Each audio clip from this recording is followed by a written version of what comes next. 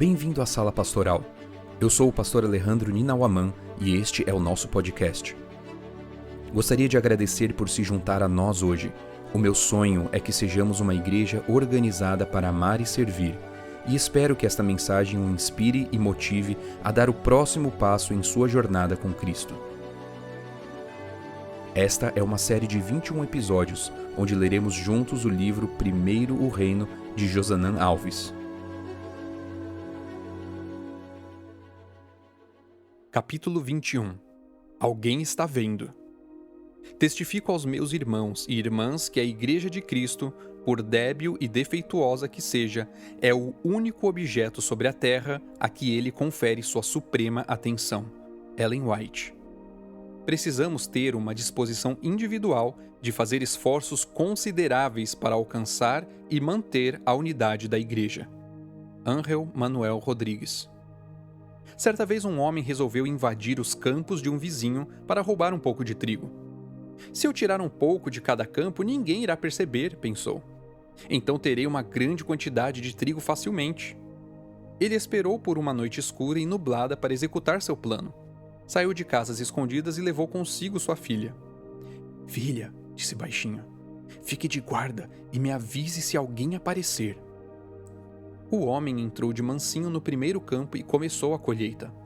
Mal havia começado quando ouviu sua filha gritar: "Papai, alguém está vendo você!"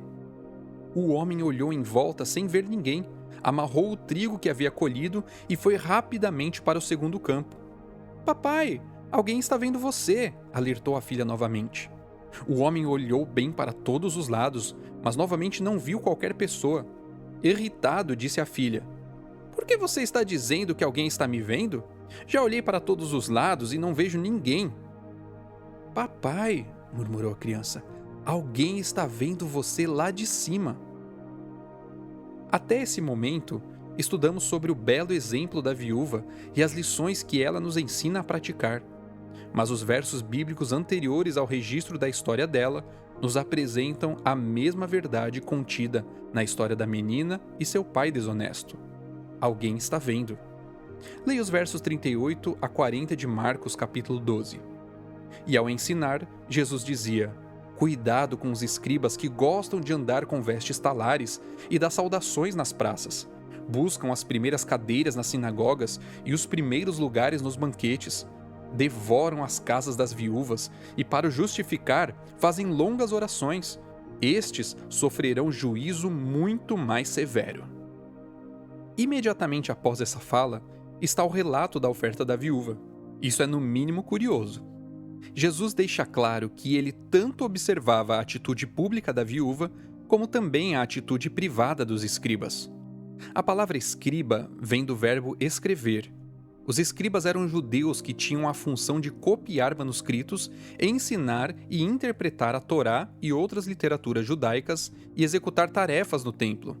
Além disso, eles atuavam na preparação de diversos documentos, como escrituras e registros. Eram como tabeliães da época. Muitos deles eram membros do Sinédrio, uma espécie de Suprema Corte judaica. Alguns deles faziam parte da seita dos fariseus ou saduceus. Alguns também eram sacerdotes e levitas. Jesus os denuncia como orgulhosos, egoístas, hipócritas e indignos de confiança, e em seguida enumera 6 pontos de suas atitudes malignas. Primeiro, gostavam de andar com vestes talares. Usavam uma faixa de tecido ao redor do pescoço para diferenciá-los das pessoas comuns. Segundo, gostavam de receber saudações públicas. Tinham um desejo de reconhecimento público de superioridade. Terceiro, gostavam das primeiras cadeiras nas sinagogas. Quem se sentava à frente tinha a dupla vantagem de ler, orar e ver a todos. Além disso, era considerado um sinal de honra ser convidado a sentar-se nesse lugar. Quarto, gostavam dos primeiros lugares nos banquetes. Isso também era considerado um sinal de superioridade na época de Cristo. Quinto, devoravam as casas das viúvas. Comentando sobre esse ponto, Ellen White declara: "Os fariseus tinham grande influência sobre o povo e se aproveitavam disso para servir os próprios interesses. conquistavam a confiança de piedosas viúvas e então apresentavam como seu dever dedicar sua propriedade a fins religiosos. Havendo conseguido o controle sobre seus bens, os astutos calculistas usavam-nos para seu benefício. Sexto, tentavam se justificar com longas orações. Em Mateus 6, versos 6 a 8, Jesus já havia denunciado a prática hipócrita de fazer longas e audíveis orações em público para atrair atenção. Essas práticas dos líderes religiosos da época de Cristo eram amplamente conhecidas por todos. E Jesus, mesmo conhecendo as atitudes deles, parabeniza a viúva por levar sua oferta para o templo, recursos esses que seriam administrados por eles. O teólogo Elwood Senner até instiga nossa imaginação com a seguinte pergunta: poderia essa viúva ser uma daquelas cujas casas foram devoradas pelos escribas? Do ponto de vista humano, talvez fosse mais razoável que Jesus desestimulasse a prática da devolução das ofertas no templo, já que a corrupção prevalecia entre os líderes religiosos da sua época. Segundo Ellen White, muitos teriam aconselhado que ela guardasse seu escasso recurso para o próprio uso. Nas mãos dos ricos sacerdotes, seria perdido de vista entre as muitas e grandes ofertas levadas ao tesouro. Jesus, porém, entendeu o motivo dela. Ela acreditava que o serviço do templo era indicado por Deus e estava ansiosa por fazer tudo o que lhe era possível para a manutenção dele. Preciso entrar em um ponto muito delicado nesse momento. Ao longo de meus 20 anos de ministério, tenho encontrado pessoas que me dizem serem incapazes de devolver os dízimos e as ofertas por não concordarem com a maneira como a igreja usa os recursos, por não concordarem com o estilo de vida de alguns pastores e não perceberem transparência no uso dos recursos da igreja. Elas me questionam e geralmente imaginam que irei afirmar que os líderes da igreja são infalíveis e inquestionáveis. No entanto, sempre que eu converso com pessoas que trazem seus questionamentos, eu respondo que ao longo de meu ministério também tenho feito meus questionamentos. Não é proibido ter dúvidas e questionamentos. A grande questão é decidir o que fazer e como agir quando eles surgem. A história da viúva me ajudou a entender esse ponto. Jesus havia acabado de questionar a atitude dos líderes religiosos e, logo em seguida, estava no templo parabenizando a viúva por entregar a oferta a esses líderes questionáveis. Jesus nos ensina que, se esperamos atitudes corretas das pessoas, devemos agir corretamente. Martin Luther King Jr. afirmou: um grande perigo para nós é a tentação de imitar as pessoas a quem nos opomos. Muitas vezes queremos ensinar valores corretos com atitudes erradas. Queremos defender a verdade indo às redes sociais fazer acusações. Queremos mudanças profundas com retaliações. Isso pode até ser estimulado no conturbado ambiente social em que vivemos, mas precisamos olhar para a palavra de Deus e entender que os valores e princípios do reino de Deus são diferentes dos valores e métodos do mundo. Você deve então estar se perguntando: tudo bem, pastor, mas como devo agir quando não concordo com a maneira pela qual as coisas são conduzidas na igreja? Essa é uma pergunta tão importante que eu gostaria de responder com uma citação da profetisa Ellen White. Alguns têm se sentido insatisfeitos e dito: não devolverei mais o dízimo, pois não confio na maneira pela qual as coisas são dirigidas na sede da obra. Roubarão, porém, a Deus por pensarem que a direção da obra não é correta? Apresentem sua queixa franca e abertamente no devido espírito e às pessoas competentes.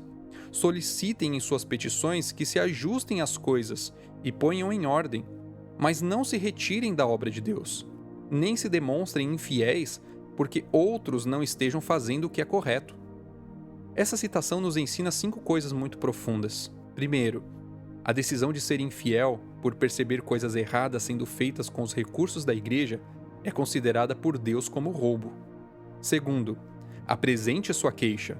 Você não precisa ser omisso e fechar os olhos para erros cometidos. Terceiro, essa apresentação da queixa deve ser feita de maneira franca.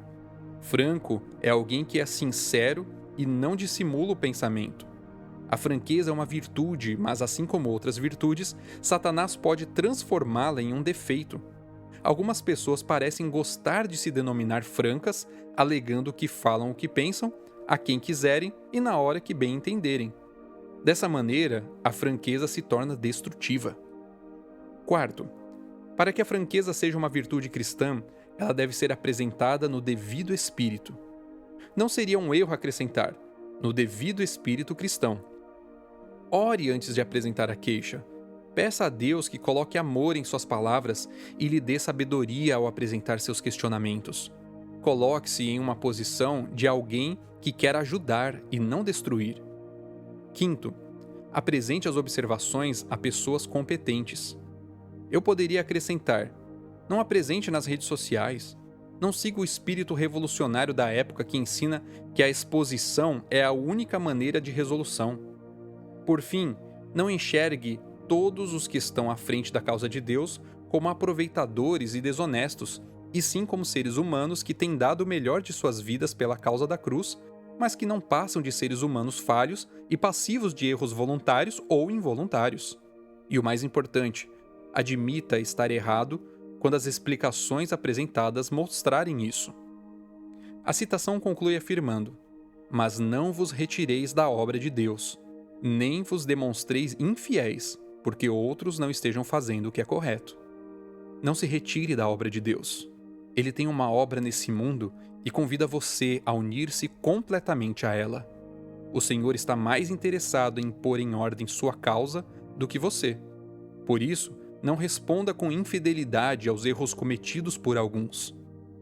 Preciso terminar este capítulo louvando a Deus, pois ao longo dos anos percebo que na esmagadora maioria das vezes eu tenho visto a causa de Deus ser conduzida com sensatez e responsabilidade. Deus tem conduzido sua igreja e eu quero permanecer unido e comprometido com ela até o fim. Talvez você tenha perdido a confiança na maneira como a obra de Deus tem sido conduzida. Por isso, eu quero convidá-lo a orar neste momento e pedir sabedoria a Deus para agir de acordo com a orientação profética e, principalmente, para continuar envolvido com a causa da verdade com fidelidade. Este capítulo teve a narração de Alejandro Ninauaman.